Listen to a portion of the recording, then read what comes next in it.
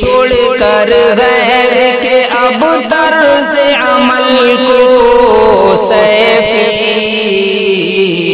اپنا کردار محمد سا بنایا جائے، اپنا کردار محمد سا بنایا جائے، قلب مضطر کو سکون اب تو دلایا جائے۔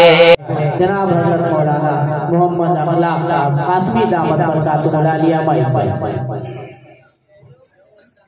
الحمدللہ نحمده ونستعینه ونستغفره ونؤمن به ونتوکل علیہ ونعوذ باللہ من شرور انفسنا ومن سیئات اعمالنا، من يهده الله فلا مضل له ومن يضلل فلا هادي له، ونشهد ان لا اله الا الله ونشهد ان سيدنا وسندنا مولانا محمدا عبده ورسوله، اما بعد فاعوذ بالله من الشيطان الرجيم، بسم الله الرحمن الرحيم، يا أيها الذين آمنوا اتقوا الله حق تقاته ولا تموتن إلا وأنتم مسلمون، صدق الله العظيم، قال رسول الله صلى الله عليه وسلم،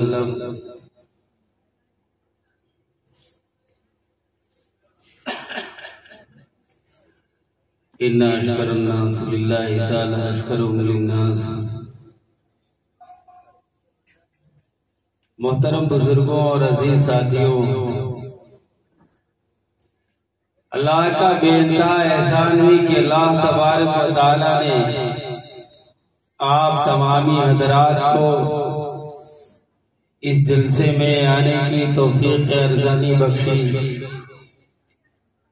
اور بالخصوص اسٹیج پہ بیٹھے ہوئے علماء کرام، دور دراز سے تشریف لائے ہمارے مقرر خصوصی حضرت مولانا سمیر صاحب دامت برکاتہ العالیہ، بڑی محنت اور قربانی کے ساتھ تشریف لائے، ایک دعوت پہ لبیک کہا اور حاضر ہوئے، مستقل کئی دن کا سفر طے کرنے کے بعد آج بھی دوپہر میں آئے، پھر ایک پروگرام میں شریک ہوئے، پھر ہمارے ساتھ یہاں آئے آپ کے جلسے میں۔ اب ہماری اور آپ کی یہ ذمہ داری بنتی کہ ہم اور آپ اس جلسے میں شریک ہیں تو آخر تک شریک رہیں، اور جو بھی ہمارے مہمان مقرر ہیں بغیر ان کو سنے ہم اس جلسے گاہ سے نہیں جائیں گے۔ عہد کرو کہ انشاءاللہ ہم اپنے مہمان مقرر کو سن کر جائیں گے، اور اس جلسے کی صدارت اور ہمارے اس ضلع لکھیم پور کے جمعیت علماء ہند کے صدر حضرت مولانا سمیع الدین صاحب قاسمی دامت برکاتہ العالیہ، محتمی مدرسہ اشرف العلوم، وہ بھی ہمارے آپ کے درمیان ہیں، وہ بھی تھوڑی دیر میں انشاءاللہ تشریف لائیں گے، وہ بھی اپنی قیمتی باتوں سے ہم سب کو جو ہے نوازیں گے اور ہمارے سامنے رکھیں گے۔ انشاءاللہ ہم ان کی بھی بات کو سنیں گے، سنو گے انشاءاللہ۔ اسلام کی جو ترجمانی ہے، اسلام کو جو ماننے والے لوگ ہیں، اسلام کو جو دنیا آج سمجھ رہی ہے، ان لوگوں کو، ان دنیا والوں کو اسلام کے بارے میں بتانا، اسلام کی ترجمانی کرنا، یہ ہر مسلمان کے اوپر ذمہ داری عائد ہوتی ہے کہ ہر مسلمان اپنے قول، اپنے فعل، اپنی باتوں سے، اپنے معاملات سے اسلام کی صحیح ترجمانی کرے تاکہ دیگر مخلوق، دیگر لوگ ہمارے اسلام کی صحیح ترجمانی سمجھ کر اسلام کے دائرے میں داخل ہو اور اسلام کے قریب آئے۔ کوئی بھی ہو، ادنا ہو یا اعلیٰ ہو، دیہات کا ہو یا شہر کا ہو، ہر ایک مسلمان کی ذمہ داری ہے اپنے اعتبار سے اس ذمہ داری کو نبھائے۔ جب بھی ضرورت پڑے اور دنیا والے سوال کریں اسلام کے ماننے والوں سے، بتاؤ اسلام کیا ہے، تو ہمارا ہر فرد یہ کہہ رہا ہو، جوان ہو، بوڑھا ہو، شہری ہو یا دیہاتی ہو، ہر ایک کی طرف سے جواب ہو رہا ہو اور دے رہا ہو کہ ہمارا اسلام ایسا ہے، بالکل آئینہ ہو، اس کے اعمال، اس کے اخلاق، اس کے کردار، یہ سب آئینہ ہے۔ عہد کرو کہ انشاءاللہ ہم شریعت کے ہی بتائے ہوئے طریقوں پر چلیں گے اور اسلام کی جو صحیح ترجمانی ہے وہ ترجمانی پیش کریں گے۔ بڑی خوشی ہوئی کہ آج اس گاؤں کے نوجوانوں نے، خاص کر وہ عمر جس عمر کے اندر انسان کے اندر رانائیاں ہوتی ہیں، رنگینیاں ہوتی ہیں، بدمستیاں ہوتی ہیں، اور وہ اکثر اس عمر کے اندر آ کر یعنی جوانی کے اندر آ کر اسلام کو بھول جاتا ہے۔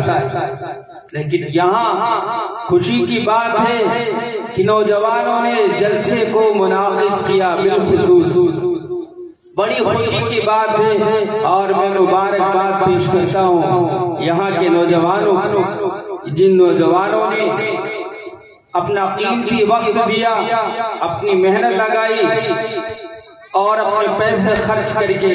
میں نے تو یہ سنا ہے کہ بازاروں میں جا جا کے کئی بازاروں کا چندہ جمع کر کر کے نوجوانوں نے محنت کر کے اس جلسے کو منعقد کیا۔ اللہ ان سب کو جزائے خیر عطا فرمائے۔ اور میں بتاتا چلوں، اسلام کے اندر جب کوئی نوجوان اپنی جوانی کی امنگوں کے ساتھ اللہ کو یاد کرتا ہے، اللہ کو پکارتا ہے، اللہ کی طرف لوگوں کو بلانے کا کام کرتا ہے، اللہ تبارک و تعالیٰ خود فرماتے ہیں بڑھاپے کے ہزاروں سجدہ، بڑھاپوں کے ہزاروں کام جو خیر کے ہیں وہ ایک جوانی کے اندر جو کام کرتا ہے یہ ہزاروں کام پہ بھاری ہے۔ آپ مبارکباد کے اس معنی کر بھی لائق ہیں کہ آپ نے جوانی کے اندر اس دین کے اس جلسے کا انعقاد کر کے لوگوں کو یہاں بٹھایا، جمع کیا ہے۔ اسلام کے نام پر جو بھی لوگ حاضر ہوئے اور وہ سنیں گے، اس پہ عمل کریں گے، امید اللہ سے یہ کی جاتی ہے کہ اللہ تبارک و تعالیٰ آپ کی اس محنت کو قبول کر کے اور آپ کے لیے باعث نجات بن جائے۔ ضرور انشاءاللہ آپ سب یہ عہد کریں کہ انشاءاللہ جو بھی بات سنیں گے اس پہ عمل کرنے کی ہم بھی پوری کوشش کریں گے اور یہ ثبوت دیں گے کہ اے ہماری امت کے علماء، اے ہماری امت کے ذمہ داروں، جب بھی آواز دو گے اسلام کے نام پر لوگوں کو جمع کرنے کی، ہم انشاءاللہ اسی طریقے سے محنت کر کے لوگوں کو ایک پاس جمع کریں گے، اور جب بھی دین کے بارے میں کوئی ایسی ضرورت پیش آئے گی، لوگ تقاضا کریں گے، ہم انشاءاللہ دینی محنت کر کے اسی طریقے سے قربانی دیتے رہیں گے۔ ہمارے سامنے قرآن مثال ہے، قرآن یہ مثال ہمارے سامنے بیان کرتا ہے۔ جب کفر نے اپنا سر اٹھایا اور انسانی شکل کے اندر اللہ بننے کی کوشش کی اور اس بادشاہ نے اعلان کیا، اپنی عبادت کرنے کی طرف لوگوں کو بلایا اور لوگوں سے اپنی عبادت کروائی، چند قوم کے نوجوانوں نے اس بادشاہ کے خلاف یہ بات کہی نہیں۔ اللہ کوئی اور ہے، اللہ وہ ہے جس نے تجھے بھی پیدا کیا ہے، دنیا کی تمام چیزوں کو پیدا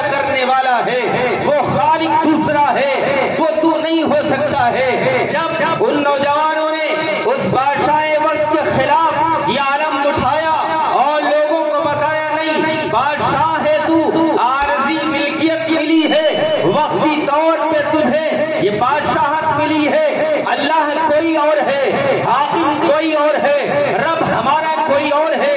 اللہ تبارک و تعالیٰ نے ان چند نوجوانوں کی جوانی کی اس بات کو اتنا پسند فرمایا، اتنا پسند فرمایا کہ آپ نے سنا ہوگا اللہ کی بڑی مخلوق جو سورج ہے، سورج کی نعمتیں ایسے اللہ نے ایسے مکمل کی ان نوجوانوں پہ کہ وہ نوجوان اس بادشاہ سے بغاوت کر کے اپنی بستی کو چھوڑ کر راتوں رات چلے گئے۔ اللہ نے ایک غار کے اندر ان کی حفاظت فرمائی، وہ سوتے بھی رہے، سورج کی روشنی پڑتی رہی اور کروٹیں بدلتا رہا اللہ تبارک و تعالیٰ، اور اس طریقے سے اپنی وہ زندگی گزارتے رہے۔ اللہ کا انعام ہوتا رہا۔ پھر ایک زمانے کے بعد وہ نوجوان نکلے، پھر نکلنے کے بعد غار میں چلے گئے، اب تک پتہ نہیں وہ نوجوان ہی تھے، بالکل ہمارے اور آپ کی طرح رہے ہوں گے۔ تو جوانی کا جو عمل ہے اللہ بہت قبول کرتا ہے، اور جن صحابہ نے جن کے بارے میں اسلام کیا کہتا ہے کیا کرتا ہے میں نے بتایا، ترجمانی ہماری اور آپ کی ذمہ داری ہے۔ اسلام کے ماننے والوں کو، ان یہودیوں کو دکھتا ہی نہیں، فوراً کھڑے کر دیتے مسلمانوں کو، یہ ہے مسلمان۔ اگر کوئی اسلام میں داخل ہونا چاہے، اگر کوئی اسلام کو سمجھنے کے لیے اسلام کے قریب آنا چاہے، دوسری قوم اسلام کو پڑھنا چاہے، یہ یہودی مسلمانوں کو کھڑا کرتے ہیں، یہ دیکھو مسلمان ہیں، ان کی شام کو دیکھو، ان کی صبح کو دیکھو، ان کی راتوں کو دیکھو، ان کے معاشرے کے جوانوں کو دیکھو، ان کے معاشرے کی عورتوں کو دیکھو، اسلام سے کافی جو دور ہوتے ہیں ایسے لوگوں کو سامنے کھڑے کرتے ہیں۔ اور جب دوسری قومیں ہماری قوم کے نوجوانوں کو دیکھتے ہیں، عورتوں کو دیکھتے ہیں، وہ اسلام سے اور دور ہو جاتے ہیں، اور دور ہو جاتے ہیں۔ کوئی ہے جو یہ بات بتائے، دنیا والوں کو یہ بات بتائے اور کہے کہ مکے کے اندر اسلام جس وقت آیا، اس وقت ایک قبیلہ دوسرے قبیلے پہ جو حملے کرتا تھا، ایک شخص جو دوسرے شخص سے لڑائی کرتا تھا، صرف اس بات پہ جھگڑا کرتا تھا کہ تمہارے جانور نے ہمارے اس گھرپل کو کیسے گرایا، ہمارے درخت پہ رکھے ہوئے گھونسلے کو کیسے گرایا، جس کی کوئی بنیاد نہیں ہوتی تھی۔ بے بنیاد چیزوں پر ایسے جھگڑے ہوتے اور صدیوں تک چلتے تھے، ہزاروں لوگوں کی گردنیں کٹ جاتی تھی، خاندان در خاندان اسی میں مر جایا کرتا تھا۔ آپسی ایسے اختلاف تھے، ہر وقت تلواریں نکلتی رہتی تھی ان کی، آپسی جھگڑے ہر وقت ہوتے رہتے تھے، کسی بھی بات پر کسی قبیلے کا ایک کا اتفاق رہتا تھا، دوسرے کا اتفاق نہیں رہتا تھا۔ ایسے لوگ تھے جن کی لڑائیاں مورخوں نے لکھنا چھوڑ دیا ہو، اتنی زیادہ لڑائیاں ہوئی ہوں جس قوم کے اندر جینے کا کوئی طریقہ نہ ہو، ان کی زندگی کا کوئی نظام نہ ہو، ایسے لوگوں پر جب اسلام پیش ہوا، آپ تاریخ اٹھا کے دیکھیں، 10 سال کی لمبی تاریخ ہے، آپ صلی اللہ علیہ وسلم نے 27 مرتبہ لوگوں کو بلایا، 10 سال میں آواز دی ہے، کن کو؟ لڑائی کرنے والوں کو، کفر کے خلاف 27 مرتبہ بلایا۔ جو قومیں صبح اور شام ہر وقت جھگڑا کرتی رہتی ہوں، جن قوموں میں آپسی اختلاف کا یہ حال ہو، یہ عالم ہو کہ کسی بھی بات پہ کوئی اتفاق نہیں کرتا تھا سوائے جھگڑے کے، اور وہ جھگڑے ایسے کھینچتے تھے کہ صدیاں بیت جاتی تھی اور وہ جھگڑے چلتے ہی رہتے تھے۔ ایسے لوگوں پر جب اسلام آیا، ایسے لوگوں پر جب آپ صلی اللہ علیہ وسلم نے اسلام پیش کیا، 10 سال کی لمبی مدت طے کر لی کی 27 مرتبہ ان لوگوں نے کفر کے خلاف کھڑے ہو کر یہ بات کہی اسلام کے نہیں. جو لوگ مسلمان ہوئے کلمہ پڑھ کر دائرہ اسلام میں داخل ہوئے وہ کلمے پہ ایسے عمل کرنے لگے، ایک بھائی دوسرے بھائی سے ایسے محبت کرنے لگا جس کی مثال دنیا چاہے پیش نہیں کر سکتی. آپ صلی اللہ علیہ وسلم نے فرما دیا کہ یہ تمہارا بھائی ہے، مواخات کرا دی. اس سلے میں جو صحابہ نے اپنے ساتھیوں کے ساتھ سلوک کیا ہم اور آپ بارہا سنتے رہتے ہیں. بیویاں بھی بانٹ کر دے دی، کھیتیاں بھی بانٹ کر دے دی یا نہیں دے دی. ایسے جھگڑے کرنے والے لوگوں نے ایسا صلح کیا اسلام کے نام پر. آپ دوسری تاریخ دیکھیں گے آپ کہیں ایسی تاریخ نہیں ملے. اور منسوب غلط کیا جاتا ہے کہ اسلام جھگڑا سکھاتا ہے، اسلام لڑائی سکھاتا. کون اسلام کی طرف سے ترجمانی کرے گا؟ کوئی دوسری قوم آئے گی یا ہم اور آپ کریں گے؟ ہم اور آپ بھی تو کریں گے. ہم اور آپ بتائیں گے کہ ظالم کون ہے اور مظلوم کون، ظلم کس پہ ہوتا تھا اور ظلم سہنے والے کون. طاقت کے ساتھ ابو جہل نے، امیہ بن خلف نے، عتبہ نے، شیبہ نے، ولید بن مغیرہ نے، ان لوگوں نے جو اپنے ماتحتوں پہ ظلم کیا، جو غلاموں پہ ظلم کیا، داستانیں بھری پڑی ہیں آپ برابر سنتے رہتے ہیں. یہ جھگڑے کرنے والے لوگ تھے.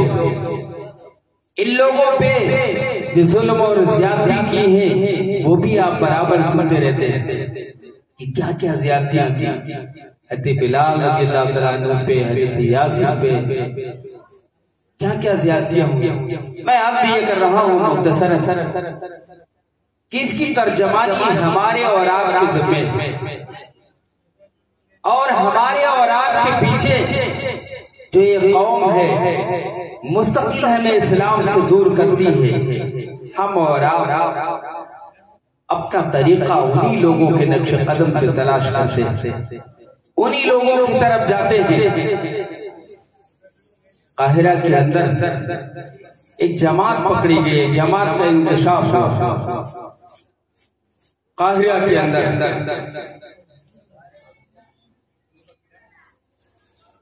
تو پولیس نے وہاں کی پکڑا اور پوچھا کہ تمہارا مقصد کیا ہے، مطلب کیا ہے، کس مذہب کے پمفلیٹ تقسیم کر رہے ہو، یہ پرچے بانٹ رہے ہو. تو کہاں کہ ہم شیطان کی پوجا کرو اس کے پرچے بانٹ رہے ہیں. کس چیز کے پرچے؟ شیطان کی پوجا کرو. وہاں کی پولیس کو بڑا تعجب ہوا، اللہ کو چھوڑ کر لوگ شیطان کی پوجا کرنے کی تبلیغ باقاعدہ کر رہے ہیں، پرچے بانٹ رہے، محنت کر رہے. اور تفتیش کی کہ تمہارا مرکز کہاں ہے، یو ایس اے ہے، اور تمہاری شاخیں برانچیں کہاں ہیں. تمام ملکوں کے نام گنوائے، اس میں اس ملک کا بھی نام لیا، ہمارے اس ملک کا بھی نام لیا. طریقے عبادت کی کیا، عبادت کے طریقوں میں یہ پہلا طریقہ بتایا کہ پہلا طریقہ یہ ہے کہ اللہ کو چھوڑ کر شیطان کی عبادت کی جائے. شیطان کی عبادت کیوں کی جائے؟ جب یہ سوال کیا گیا تو اس نے بتایا شیطان کی عبادت اس لیے کی جائے کہ اللہ کی ذات کو جو چیلنج کرنے والی ذات ہے وہ صرف شیطان کی ہے، اس لیے اللہ کی عبادت کی جائے. اللہ کی ذات کو چیلنج کرنے والی ذات شیطان کی، اس لیے اللہ کی عبادت نعوذ باللہ کی جائے. اب اسی عبادت میں کیا، اس عبادت میں شراب کی کثرت اتنی زیادہ ہو کہ 25 سال تک اس کی موت ہو جائے کثرت استعمال کی وجہ سے. اتنی زیادہ شراب پی جائے کہ 25 سال کی عمر میں اس کا انتقال ہو جائے، زنا کیا جائے، چوری کی جائے، لوگوں کے ساتھ دھوکہ دھڑی کی جائے، اور بالخصوص مذہب اسلام کو مسخ کیا جائے۔ یہ ان کے طریقے تھے۔ آج جن طریقوں پہ اپنے آپ کو ہماری قوم کے بالخصوص نوجوان ڈالتے ہیں، اعلانیہ ہمارا یہ کام تو نہیں ہوتا ہے کہ ہم شیطان کی پوجا کرنے کی بات کرتے ہیں اور کہتے ہیں، لیکن بتاؤ کیا یہ سچ نہیں ہے کہ اللہ کی ذات کو چھوڑا ہے، اور جس طریقے سے ہم شیطان کے نقش قدم پہ چل رہے ہیں؟ یہ الگ بات ہے کہ ہمارا اعلان تو نہیں، اعلانیہ کوئی ایسی بات نہیں، لیکن حقیقت یہ ہے کہ ہم شیطان کے نقش قدم پہ چل رہے ہیں۔ ایک ایک بات کو ہم آنکھوں سے لگاتے ہیں کہ ہاں زنا کر رہے ہیں، زنا کرنے میں ہماری قوم کو نوجوان ہر وقت اسی تلاش میں رہتا ہے، اسی فراق میں رہتا ہے کہ کس کی بیٹیا، کس کی لڑکی خوبصورت ہے، اور ہم نعوذ باللہ غلط ارادے سے اس کو اپنے بہلا پھسلا کے قریب لائیں۔ ہماری قوم کا نوجوان اس میں خوب ملوث۔ شراب کو نام شراب کا بدل کے بیئر رکھا گیا۔ بڑے شہروں میں جاؤ تو وہاں بچے کی صحت کے لیے بیئر پلاتے ہیں ماں باپ، اور یہ کہتے ہیں کہ بیئر سے صحت اچھی ہو جاتی ہے۔ چوری مکاری جو جس اعتبار سے ہے، اپنے اعتبار سے وہ کر رہا ہے۔ 25 سال کی عمر میں ہم کسی لائق نہیں رہتے، ہمارا جسم ٹوٹ جاتا ہے گناہوں کو کرتے کرتے یہاں تک کہ جو عبادت کا سب سے آسان طریقہ ہوتا ہے اس طریقے پہ بھی چلنا مشکل ہو جاتا ہے یا نہیں؟ یہ ساری چیزیں ہماری قوم کا نوجوان کر رہا ہے۔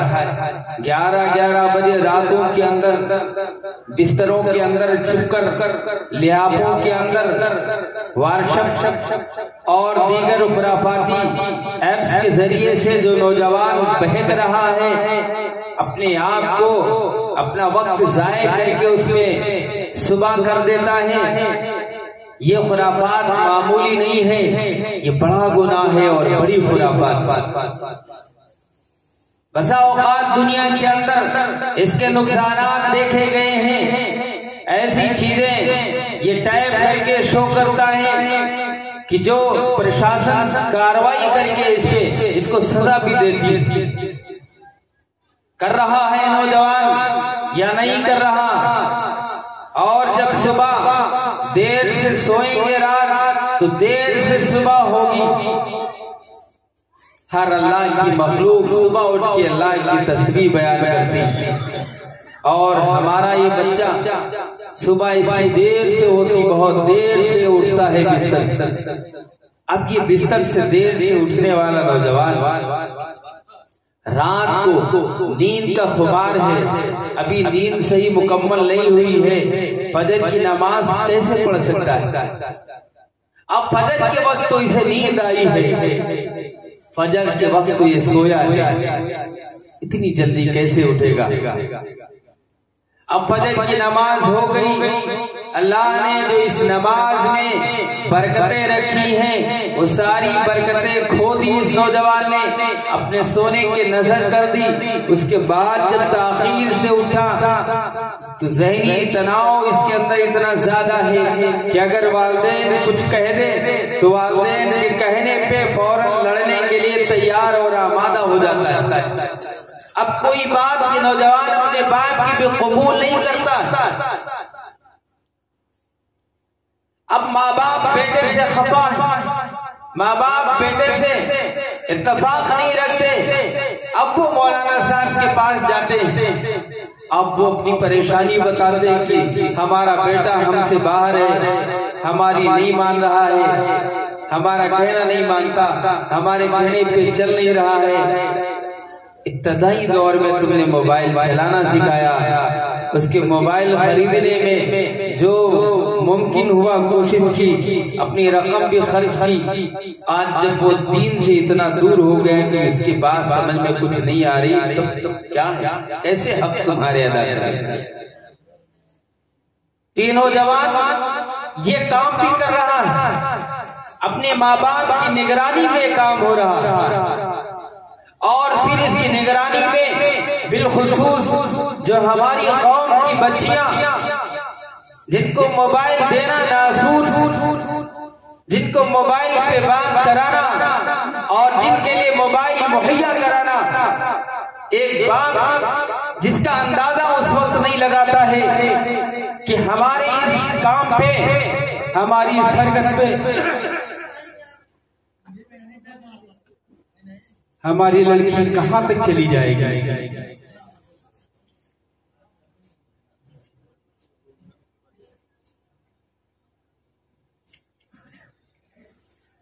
اور وہ لڑکی بیٹے سے بھی 4 قدم آگے نکلتی، جس کی رپورٹیں الیکٹرانک میڈیا اور پرنٹ میڈیا ان دونوں کے ذریعے سے ہم تک پہنچ رہی ہے